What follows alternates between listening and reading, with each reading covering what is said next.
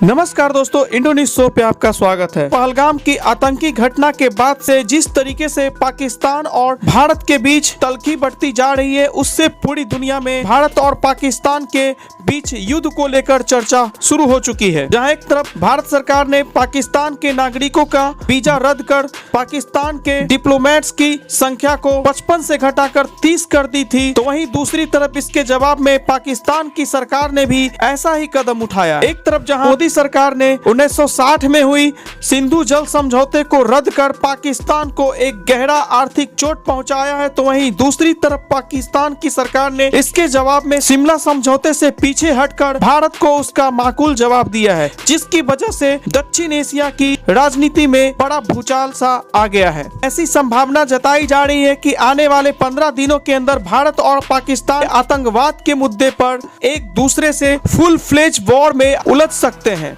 भारत और पाकिस्तान की सरकारों के द्वारा बाघा अटारी बॉर्डर के बंद करने के ऐलान के बाद से भारत और पाकिस्तान के बीच होने वाले व्यापार पर अब खतरा मंडराने लगा है। आपकी जानकारी के लिए आपको बता दूं कि मौजूदा समय में भारत और पाकिस्तान के बीच लगभग $1.5 अरब का व्यापार होता है। 2024 के व्यापारिक आंकड़ों के मुताबिक भारत जहां $1.21 अरब के सामान को पाकिस्तान में निर्यात करता है, तो वहीं पाकिस्तान $48 लाख की कीमत का सामान भारत में भेजता है। आपकी जानकारी के लिए आपको बता दूं कि वर्ष 2018 में भारत और पाकिस्तान के बीच रिकॉर्ड स्तर पर $2.35 अरब का व्यापार हुआ करता था, लेकिन वर्ष 2019 में पुलवामा में हुई आतंकी घटना के बाद दोनों देशों के बीच होने वाले व्यापार में काफी गिरावट देखी गई थी। यूनाइटेड नेशन के कोर ट्रेड डेटा के मुताबिक पुलवामा हमले के बाद से भारत ने पाकिस्तान से सामान मंगवाना लगभग बंद कर दिया था, तो वहीं दूसरी तरफ पाकिस्तान से भारत में आयात होने वाली पाकिस्तानी वस्तुओं पर 200% की टैरिफ ठोककर भारत के बाजार को पूरी तरह से पाकिस्तानियों के लिए बंद कर दिया था और यह टैरिफ आज भी जारी है। लेकिन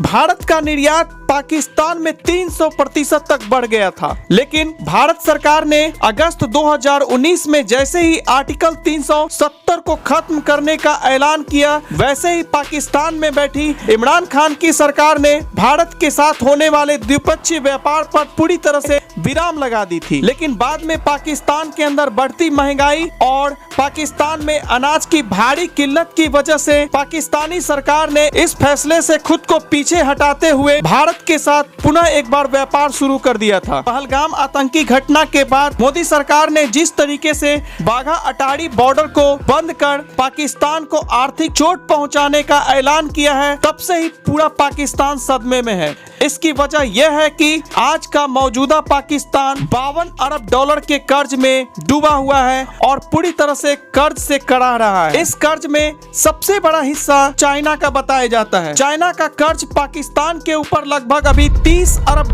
का बताया जाता है। हाल के महीनों में पाकिस्तान की आर्थिक स्थिति में सुधार देखने को मिल रही थी। दरअसल पाकिस्तान की इकोनॉमी में यह सुधार भारत के साथ फिर से व्यापार करने की वजह से अच्छा दिखाई देने लगा था, लेकिन जिस तरीके से भारत की मोदी सरकार ने पाकिस्तान को आर्थिक मोर्चे पर चोट पहुंचाया है, उस सदमे से पाकिस्तान की सरकार उबर नहीं पा रही है। भारत का पाकिस्तान के साथ व्यापार रोकने की वजह से सबसे ज्यादा नुकसान पाकिस्तान को ही उठाना पड़ सकता है। अगर भारत और पाकिस्तान के बीच पूरी तरह से व्यापार बंद होता है, तो इसका सबसे ज्यादा असर भारतीयों के खान पान पर भी देखने को मिलेगा। दरअसल पाकिस्तान ही दुनिया का इकलौता ऐसा मुल्क है जहां पर सेंधा नमक की भरमार पाई जाती है और भारत पाकिस्तान से सबसे ज्यादा मात्रा में सेंधा नमक को आयात करता है। हिंदू त्योहारों में सेंधा नमक का कितना महत्व है आप सभी जानते ही होंगे। हिंदू फेस्टिवल के मौसम में भारत के अंदर सेंधा नमक की खपत काफी ज्यादा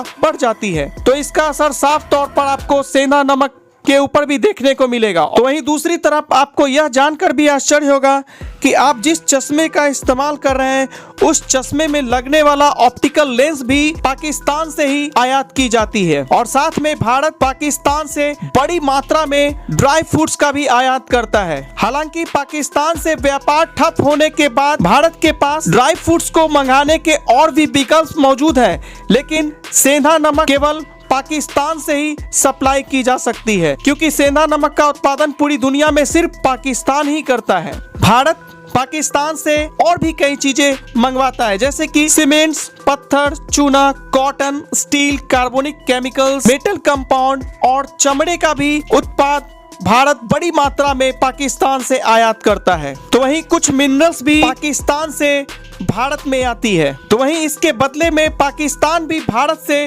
बहुत सारे सामानों का आयात करता है। आपकी जानकारी के लिए आपको बता दूं कि पाकिस्तान भारत से जैविक रसायन, दवाइयां, प्लास्टिक और प्लास्टिक के उत्पाद, कपास, कृषि उत्पाद जैसे कि ताजे फल, सब्जी, चाय, कॉफी और मसाले मंगवाता है। वहीं चीनी, तिलहन, डेयरी उत्पाद और पशु चारा भी वह बड़ी मात्रा में भारत से आयात करता है। दोनों देशों के बीच होने वाला व्यापार दोनों देशों के लिए ही फायदेमंद साबित होता है। ऐसे में भारत और पाकिस्तान के बीच व्यापार ठप होने से दोनों ही देशों की आवाम को काफी ज्यादा नुकसान होने की संभावना है।